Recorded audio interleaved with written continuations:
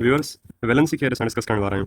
त वैलेंसी जी पहिरें डेफिनेशन ते गौर करियूं था। वैलेंसी डेफिनेशन छा आहे? अक्सर बुक्स लिखनि थियूं वैलेंसी खे the combining power of an element, the combining power of an element या ऑफ एन एटम लिखी सघो था तव्हां, एटम लिखी छॾियोसि भले, the combining power of an atom. हाणे ऑफ एन एटम जी कंहिं एटम जी कंबाइनिंग पावर सां मुराद छा आहे? त इहो तव्हांखे वाज़े हुजे त एटम जेको आहे एटम उहो अनस्टेबल आहे। इहो असां क्लासिफिकेशन ऑफ मैटर वारी वीडियो में ॾिठो होसीं त एटम अनस्टेबल कीअं आहे। हाणे एटम अनस्टेबल आहे न, त एटम स्टेबल थींदो, हर शइ चाहे थी तव्हां अनस्टेबल खां स्टेबल थिया। हाणे स्टेबल थियण जा ॿ तरीक़ा आहिनि, स्टेबल थियण जा ॿ तरीक़ा आहिनि, या त उहो एटम पंहिंजो डुप्लेट पूरो करे या त पंहिंजो ऑक्टेट पूरो करे। डुप्लेट सां मुराद आहे पंहिंजे वैलेंस शेल जेको उनजो आख़िरी शेल आहे उन में 2 इलेक्ट्रॉन आणे, या त उहो पंहिंजे ऑक्टेट पूरे सां मुराद यानी पंहिंजे वैलेंस शेल में 8 इलेक्ट्रॉन आणे। इहे 2 तरीक़ा आहिनि, इन्हनि खां अलावा ॿियो को तरीक़ो कोन्हे। हा कुझु किथे 6 लेट रूल आहे, 6 अची वञनि, उहो एक्सेप्शन्स आहिनि, उन्हनि खे फ़िलहालु ध्यानु न ॾियो। त 2 अचनि या 8 अचनि। हाणे असीं 1 बाय 1 ॾिसूं था त वैलेंसी जो अर्थ आहे छा। त असां सिंपलेस्ट एटम खां शुरूआत करियूं था। सिंपलेस्ट जेको एटम असांजे उहो आहे हाइड्रोजन जो। हाणे इहो मूं सिर्फ़ु फर्स्ट जो सॼो नालो लिखियो, बाक़ी जो नाला पूरा कोन लिखंदुसि ऐं सिर्फ़ु सिम्बल्स इस्तेमालु कंदुसि, छो जो केमिकल फॉर्मुला में असीं पढ़ी आहियूं त असांखे बार बार सिम्बल्स जी इजाज़त आहे ऐं पूरो नालो लिखण जी असांखे ज़रूरत कोन्हे। त हाइड्रोजन जेको आहे इन जी अगरि ॻाल्हि कजे, इन में जेको इन जो जेको शेल आहे, इन जो पहिरियों शेल उनजो आख़िरी शेल आहे ऐं उन में हिकिड़ो इलेक्ट्रॉन आहे, त उनजो जेको एटॉमिक नंबर आहे उनजो 1 आहे, यानी उनजो में हिकिड़ो इलेक्ट्रॉन आहे। ईअं सम्झो फ़िलहालु एटॉमिक नंबर खे नथा चऊं, त हिकिड़ो इलेक्ट्रॉन आहे। मूंखे ॿुधायो हिकिड़े अगरि उनजे शेल में हिकिड़ो इलेक्ट्रॉन आहे त उनजे लाइ छा बहितर आहे? 2 इलेक्ट्रॉन पूरा करे या 7 ॿिया हाणे 8 पूरा करे? तव्हां ॿुधायो छा मुमकिन आहे? त तव्हां चवंदव बिल्कुलु डुप्लेट पूरो करणु सवलो आहे। त हाइड्रोजन जेको आहे हिकिड़ो ॿियो इलेक्ट्रॉन गेन करे ऐं पंहिंजो जेको आहे उहो डुप्लेट पूरो करे छॾे। हाणे हिकिड़ो इलेक्ट्रॉन हाइड्रोजन ईअं गेन कोन कंदो आहे, छो जो गेनिंग वारो कमु जेको आहे उहो पंहिंजो हिते कोन हलंदो आहे। हाइड्रोजन जेको आहे उहो बॉन्ड ठाहींदो आहे, हिकिड़ो हाइड्रोजन ॿिए हाइड्रोजन सां बॉन्ड ठाहींदो आहे ऐं पोइ फाइनली हुनजे वैलेंस शेल में 2 अची वेंदा आहिनि, यानी हिकिड़े हाइड्रोजन वटि हिकिड़ो आहे ऐं ॿिए हाइड्रोजन वटि हिकिड़ो आहे, त मिली करे H2 गैस ठाहे छॾींदा। H2 गैस ठाहे जेको बि ठाहे, तव्हांखे सिर्फ़ु हिते इन एक्सपेक्ट करिणो आहे त हाइड्रोजन जे लाइ बहितर छा आहे, त उहो पंहिंजो डुप्लेट पूरो करे। हिकिड़ो इलेक्ट्रॉन अॻई अथसि हुनजे शेल में, हाइड्रोजन जे शेल में हिकिड़ो इलेक्ट्रॉन हीअं अथसि, त हिकिड़ो ॿियो अची वेंदो त 2 पूरा थी वेंदा। त हाइड्रोजन जे लाइ बहितर आहे त उहो पंहिंजो डुप्लेट पूरो करे। ठीकु आहे व्यूअर्स, तव्हांखे इहा शइ सम्झ अचे पई? ऐं इख़्तिसार सां आराम सां हलंदासीं, का तकड़ कान्हे असांखे, कॉम्प्लेक्सिटी जी तरफ़ वधंदा वेंदासीं असां। त ही हाइड्रोजन जेको आहे हाणे स्टेबल थी वियो। अच्छा, गेन कयो लॉस कयो हुजे जेको बि कयो हुजे, त 1 इन जी थी वई वैलेंसी। हाणे बहस इन ते कोन्हे त हिनजी वैलेंसी 1 आहे या 2 आहे, इहा त ॻाल्हि थी वई, 1 तय थी वियो। हाणे 1 में बि 2 शयूं आहिनि, वैलेंसी या त +1 हूंदी आहे या त -1 हूंदी आहे। त इन मां कीअं तय कजे त +1 अथसि या -1 अथसि? त व्यूअर्स बिल्कुलु सादा सी ॻाल्हि आहे, छो जो ही इलेक्ट्रॉन कंदो गेन, ही इलेक्ट्रॉन लॉस कोन कंदो, ही इलेक्ट्रॉन कंदो गेन। त जेको गेन कंदा आहिनि इलेक्ट्रॉन्स, उन्हनि जी पावर हुई नेगेटिव वेंदी आहे। जेके इलेक्ट्रॉन्स खे गेन कंदा आहिनि उन्हनि जी पावर जेका आहे उहा नेगेटिव में वेंदी हली आहे, छो जो ओवरऑल नेगेटिव चार्ज डोमिनेटिंग थी वेंदो आहे न उन्हनि ते, ईअं आहे। ऐं +1 वारा उहो थींदा आहिनि जंहिंमहिल इलेक्ट्रॉन्स लॉस कंदा आहिनि, जंहिंमहिल इलेक्ट्रॉन्स लॉस कंदा त उन्हनि जी पावर जेका आहे पॉज़िटिव थी वेंदी। माना सम्झ अची वई, अगरि हिकिड़ो इलेक्ट्रॉन गेन थींदो त पावर -1, 2 कंदो त -2, 3 कंदो त -3, 4 कंदो त -4। उहो ई अगरि हिकिड़ो इलेक्ट्रॉन लॉस कंदो त +1, 2 कंदो +2, 3 कंदो +3, 4 कंदो त +4। इहा तव्हांखे समझ अचे थी त जीअं इलेक्ट्रॉन्स नेगेटिव चार्ज आहे ईअं ईंदा वेंदा त एटम जी नेगेटिविटी वधंदी वेंदी, यानी पोइ हू आयन थी वेंदो, the atom will no more remain an atom, पोइ आयन थी वेंदो, नेगेटिव आयन थी वेंदो, जेके एनाइन चइबो आहे। ऐं लॉस कंदो जीअं त इलेक्ट्रॉन्स जीअं वेंदा, इलेक्ट्रॉन्स जीअं वेंदा, जीअं तव्हांखे ख़बर आहे न इलेक्ट्रॉन्स ऐं प्रोटॉन्स बराबरि हूंदा आहिनि, त इलेक्ट्रॉन्स अगरि निकिरंदा त प्रोटॉन्स जेके आहिनि डोमिनेट थी वेंदा। प्रोटॉन्स अगरि डोमिनेट थींदा त ओवरऑल एटम ते पॉज़िटिव चार्ज अची वेंदो, त जेतिरा इलेक्ट्रॉन निकिरंदा ओतिरा प्रोटॉन जी डोमिनेंस वधंदी वेंदी। ठीकु आहे, हिकिड़ो इलेक्ट्रॉन अगरि वेंदो त हिकिड़ो प्रोटॉन ओवरऑल वधियल हूंदो। मिसाल तौर ते हिकिड़े एटम में 8 इलेक्ट्रॉन आहिनि ऐं 8 ई प्रोटॉन आहिनि, त अगरि इलेक्ट्रॉन हिकिड़ो लॉस थियो, 7 थी विया ऐं प्रोटॉन अञा बि 8 ई आहिनि, छो प्रोटॉन थोरी लुॾंदा, त प्रोटॉन घणो वधीक आहे, हीअ 7 आहे, हीअ 8 आहे, त प्रोटॉन हिकिड़ो वधीक आहे, त ओवरऑल एटम ते छा चार्ज ईंदी? +1। ऐं अगरि इलेक्ट्रॉन 6 थी वञनि त पोइ चार्ज थींदी +2, 5 थियनि त +3 ऐं 4 थी वेंदा त पोइ +4। इहा हिन जे हिसाब सां मिसाल जे त इहा ॻाल्हि लागू थिए थी हिते।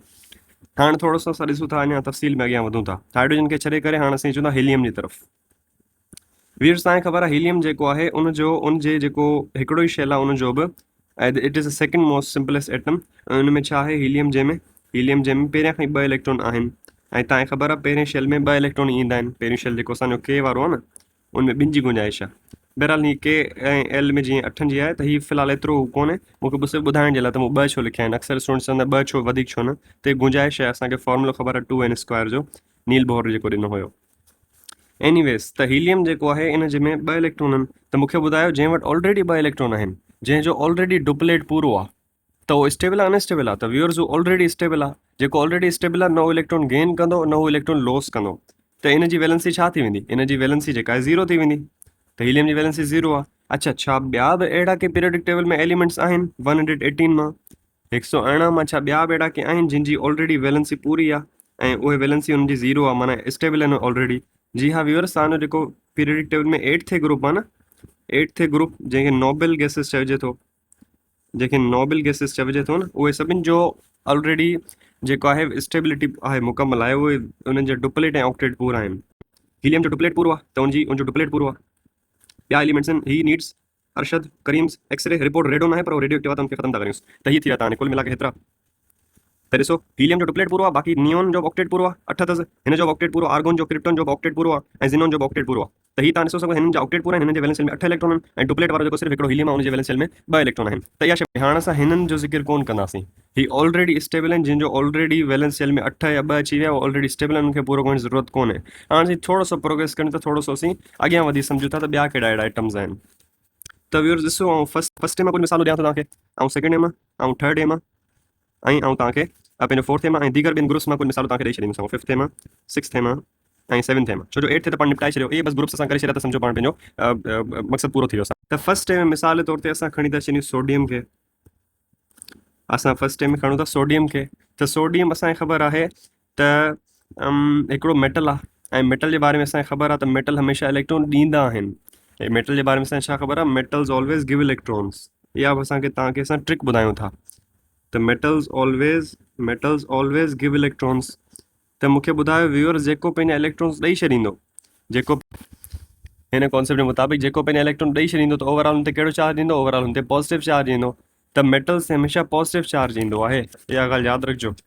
Since metal always give electrons त मेटल हमेशह कहिड़ा आइंस ठाहींदा केटाइंस ठाहींदा मेटल्स जा हमेशह केटाइंस ठहंदा यानी पॉज़िटिव आइंस ठहंदा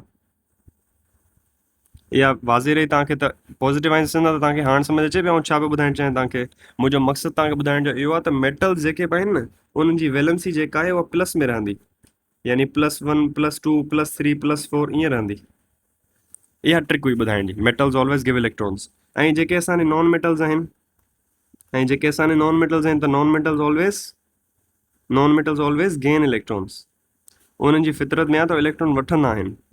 इलेक्ट्रॉन वठंदा त मूंखे ॿुधायो उन्हनि जा कहिड़ा आइंस ठहंदा उन्हनि जा एनाइंस ठहंदा उन्हनि जा नेगेटिव आइंस ठहंदा ठीकु आहे त मक़सदु ॿुधाइण जो त नॉन मेटल्स अगरि इलेक्ट्रॉन गेन कंदा त उन्हनि ते नेगेटिव साइन ईंदी त उन्हनि जी वैलेंसी छा थींदी व्यूअर्स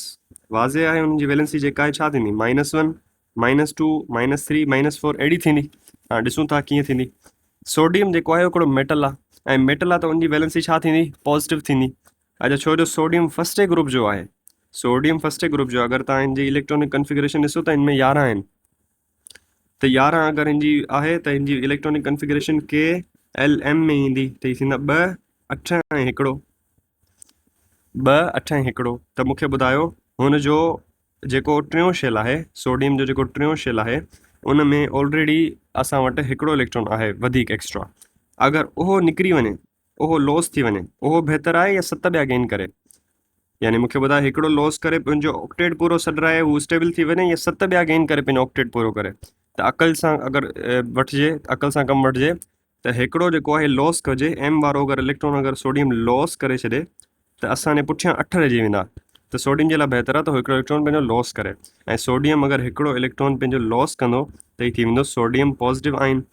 ऐं हिकिड़ो इलेक्ट्रॉन हुन कढी छॾियो त हाणे हीअ जेको ठहियो आहे हिन जी वैलेंसी छा आहे व्यूअर्स हिन जी वैलेंसी 1 आहे छो जो हुन हिकिड़ो इलेक्ट्रॉन लॉस कयो आहे त हाणे तव्हांखे डेफिनेशन सम्झ अचे थी व्हेन वी से the combining power of an element हिकिड़ो एटम जेको आहे केतिरा इलेक्ट्रॉन्स जेके आहिनि गेन करे थो या केतिरा इलेक्ट्रॉन्स लॉस करे थो उनखे चइबो आहे पंहिंजी स्टेबिलिटी इख्तियार करण लाइ उहो छा लाइ करे थो गेन या लॉस पंहिंजी स्टेबल थियण हुनजो मक़सदु आहे त इलेक्ट्रॉन गेन या लॉस करे स्टेबल थियण लाइ इन प्रोसेस खे उहो जेको नंबर हुन जेतिरा इलेक्ट्रॉन गेन कया लॉस कया उन नंबर खे चइबो आहे दर हक़ीक़त वैलेंसी हाणे तव्हांखे हिन जी डेफिनेशन वाज़े थी वई हूंदी हाणे कुझु मिसालुनि जी तरफ़ असां रोशनी विझूं था सोडियम जी जेका आहे +1 आहे वैलेंसी ठीकु आहे जी उअं ई असांजे फस्ट जेके बि आहिनि न sodium potassium rubidium caesium francium ऐं लिथियम मथे टॉप वारो त इहे सभु जेके बि आहिनि सभिनी जी वैलेंसी 1 हूंदी व्यूअर्स ऐं 1 में बि छा 1 में +1 ठीकु आहे। सेकेंड नेम असां एलिमेंट खणूं था मिसाल जे तौर ते मैग्नीशियम खणी छॾियो त मैग्नीशियम अगरि असां खणूं था मैग्नीशियम जी इलेक्ट्रॉनिक कन्फिगरेशन कंदा तव्हांखे छा मिलंदो तव्हांखे मिलंदो 2 8 2 त हाणे मूंखे ॿुधायो हिन जे एम में यानी हिन जे 3 शेल में घणा इलेक्ट्रॉन्स आहिनि 2 इलेक्ट्रॉन आहिनि छा बहितर आहे 6 इलेक्ट्रॉन गेन करे 6 इलेक्ट्रॉन गेन करे पंहिंजा 8 पूरा करे 2 इलेक्ट्रॉन लॉस करे पंहिंजा उहो करे त मूंखे ॿुधायो 2 ऑप्शन आहिनि तव्हां वटि या त 2 इलेक्ट्रॉन लॉस करे ताकी 2 इलेक्ट्रॉन लॉस कंदो त पुठियां 8 रहिजी वेंदसि वैलेंस शेल में ऑक्टेट पूरो थी वेंदसि या त पंहिंजा 6 इलेक्ट्रॉन गेन करे त अकल सां कमु वठी ॿुधायो मूंखे इम्तिहान तव्हांजो कहिड़ो छा बहितर आहे अकल चवंदी 2 इलेक्ट्रॉन लॉस करणु वधीक बहितर आहे 6 इलेक्ट्रॉन गेन केरु कंदो त 2 इलेक्ट्रॉन लॉस कंदो ऐं पंहिंजो ऑक्टेट पूरो करे छॾींदो त छो जो हिन पंहिंजा 2 इलेक्ट्रॉन लॉस कंदो त मैग्नीशियम जी वैलेंसी छा थींदी व्यूअर्स मैग्नीशियम जी वैलेंसी 2 थींदी ऐं छो जो लॉस पियो करे त +2 थींदी त इन में सॼा जेके आहिनि तव्हांजा जेके बि एलिमेंट्स अची वेंदा तव्हांजे बेरिलियम मैग्नीशियम ॿियो पंहिंजा कैल्शियम इहे सभु जेके बि आहिनि बेरियम ऐं सभु अची वेंदा न बेटा मां कसा वारा बना रहा कैल्शियम वारा अची वेंदा स्ट्रोनशियम अची वेंदो सभु अची वेंदा हिन में इहे ट्रिक आहिनि तव्हांखे अॻियां असां हिन में अर्ज़ु कंदासीं। थर्ड डे में मिसाल जे तौर ते केरु अची थो वञे थर्ड डे में असांजे बोरोन अची थो वञे एल्यूमिनियम अची थो वञे एल्यूमिनियम खे खणूं था एल्यूमिनियम जेको आहे 13 आहे त एल्यूमिनियम 13 आहे त KLM में हुननि खे अरेंज करियो KLM में अरेंज कीअं थींदा त थींदा 2 8 ऐं 3 मूंखे ॿुधायो थर्ड डे में अगरि इहा आहे त 3 इलेक्ट्रॉन लॉस करणु बहितर आहे या 5 इलेक्ट्रॉन गेन करणु बहितर आहे त तव्हां चवंदव 3 इलेक्ट्रॉन लॉस करणु बहितर आहे असीं चवंदासीं जी बिल्कुलु त एल्यूमिनियम जी वैलेंसी छा थियणु घुरिजे एल्यूमिनियम वैलेंसी 3 थियणु घुरिजे 3 इलेक्ट्रॉन लॉस कंदो 3 इलेक्ट्रॉन लॉस कंदो त 3 आहे +3 -3 त बिल्कुलु +3 ईंदो मेटल जेके बि हुन ते हमेशह प्लस ईंदो आहे एल्यूमिनियम यम पियो अचे आख़िर में माना मेटल आहे बिल्कुलु पहिरियां अर्ज़ु कयो असां इहो थी वियो त फोर्थ हाणे फोर्थ वारो जेको कार्बन आहे फोर्थ में जीअं कार्बन आहे असांजे सिलिकॉन आहे इन्हनि में ॾिसो तव्हां इन्हनि में ॾिसो हिन जी वैलेंसी जेका इन्हनि जी जेका बीहंदी उहा बीहंदी 2 ऐं कार्बन जीअं 4 आहे त इन्हनि जे लाइ छा बहितर आहे इन्हनि जे लाइ व्यूअर्स 2 ऑप्शन आहिनि या त 4 इलेक्ट्रॉन लॉस कनि या त 4 इलेक्ट्रॉन गेन कनि ॿिन्ही सूरतुनि में इन्हनि जो आसान कमु थी वेंदो त +4 बि थी सघे थी इन्हनि जी ऐं -4 बि थी सघे थी पर इहे ॿई कोन थींदियूं आहिनि इहा एक्सेप्शन अथव यादि रखिजो न +4 ऐं -4 छो जो कार्बन हिकिड़ो नॉन मेटल आहे कार्बन हिकिड़ो नॉन मेटल आहे त उहो ईअं इलेक्ट्रॉन लॉस करणु पसंदि कोन कंदो इलेक्ट्रॉन ईअं लॉस करणु पसंदि कोन कंदो हू चाहे थो गेन थियनि गेन थींदा त माइनस में चार्ज ईंदो ऐं माइनस वारो कार्बन स्टेबल कोन्हे त रादर हू चूज़ कंदो त आउं ॿिए कंहिंसां बॉन्ड ठाहे छॾियां जीअं कार्बन जेको आहे हिकिड़ो उहो हाइड्रोजन सां 4 हाइड्रोजन सां बॉन्ड ठाहे छॾींदो हीअं त 4 हाइड्रोजन अची वेंदा न हुनखे पंहिंजा 4 इलेक्ट्रॉन खपनि था उहे हाइड्रोजन में मिली वेंदा त हू पंहिंजा ईअं अहिड़ा कंपाउंड्स आहिनि जंहिंमें हू हुनजी वैलेंसी 4 पूरी हुजे त कार्बन जी वैलेंसी तव्हांखे सिर्फ़ु 4 यादि रखणी आहे कार्बन जी वैलेंसी सिर्फ़ु 4 यादि रखणी आहे तव्हांखे ठीकु आहे जी अच्छा 4 थी वियो 5 में केरु थो अची वञे असां वटि 5 में असां वटि अची थो वञे पंहिंजो नाइट्रोजन त नाइट्रोजन जी करियो त KLM नाइट्रोजन में 7 आहिनि त हिते 2 ऐं 5 व्यूअर्स छा बहितर आहे मूंखे ॿुधायो 3 इलेक्ट्रॉन गेन करणु बहितर आहे चॉइस ए या 5 इलेक्ट्रॉन लॉस करणु बहितर आहे 5 इलेक्ट्रॉन लॉस करणु बहितर आहे तव्हां मूंखे चवंदव 3 इलेक्ट्रॉन लॉस करणु बहितर गेन करणु बहितर आहे पार्डन में त नाइट्रोजन जी वैलेंसी छा थियणु घुरिजे नाइट्रोजन जी वैलेंसी 3 थियणु घुरिजे दैट्स इट ठीकु आहे फॉस्फोरस जी 3 थियणु घुरिजे सभिनी जी वैलेंसी 3 थींदी वाज़े हुजे ठीकु आहे 6 में असां वटि अची वञो 6 में असां वटि अची वेंदो ऑक्सीजन खे करियो KLM त KLM जे हिसाब सां छा थी वेंदो हिन में 2 हिन में अची वेंदा 6 त व्यूअर्स छा बहितर आहे 6 खे 8 करणु बहितर आहे त 2 इलेक्ट्रॉन गेन कंदो इहो सवलो आहे 6 इलेक्ट्रॉन लॉस करणु बहितर आहे जवाबु ॾियो मूंखे बिल्कुलु 2 इलेक्ट्रॉन गेन करणु सवलो आहे त ऑक्सीजन जी वैलेंसी छा थी वेंदी ऑक्सीजन जी वैलेंसी 2 थी वेंदी +2 या -2 -2 बिल्कुलु ठीकु आहे व्यूअर्स आख़िरी असांजो 7th जी तव्हांखे मिसालियूं त थोरो हेफ़ाज़त मोशन थी वियो आहे सम्झां थो हाणे हिनखे ॾिसोसि भला 7th में असां अची वेंदो फ्लोरीन क्लोरीन ब्रोमीन जीअं पाण खणूं था फ्लोरीन जी मिसाल इहा क्लोरीन जी मिसाल खणूं था जेको त हिते असां वटि अची वञो क्लोरीन अची वियो ठीकु आहे त क्लोरीन खे छा करियूंसि था क्लोरीन जी करियो इलेक्ट्रॉनिक क्लोरीन 17 आहे न त KLM पहिरें में 2 ॿिए में 8 ऐं थिया 10 ऐं थिया 7 हाणे व्यूअर्स मूंखे ॿुधायो सादा अल्फाज़ में छा बहितर आहे क्लोरीन जे लाइ छा बहितर आहे 7 इलेक्ट्रॉन अची विया न त 2 ऑप्शन आहिनि तव्हां वटि या त 7 इलेक्ट्रॉन लॉस करायोसि त पुठियां 8 बची वञनि ऑक्टेट पूरो थिए या त हिकिड़ो इलेक्ट्रॉन गेन करायो हुन वीचारे जो ऑक्टेट पूरो करायो त अकल चवे थी बिल्कुलु हिकिड़ो इलेक्ट्रॉन गेन करणु वधीक सवलो आहे as compared to 7 electron loss जे इहो एॾो घाटो केरु कंदो त हिकिड़ो इलेक्ट्रॉन गेन कंदो त क्लोरीन जी व्यूअर्स ॿुधायो छा थी वेंदी वैलेंसी 1 थी वेंदी छो जो हिकिड़ो इलेक्ट्रॉन गेन या लॉस थियो आहे हिते गेन थियो आहे त गेन ते असां पावर छा लॻाईंदा आहियूं माइनस लॻाईंदा आहियूं बिल्कुलु त 7th वारा जेके बि आहिनि उन्हनि सभिनी जी वैलेंसी छा थी वेंदी व्यूअर्स -1 थी वेंदी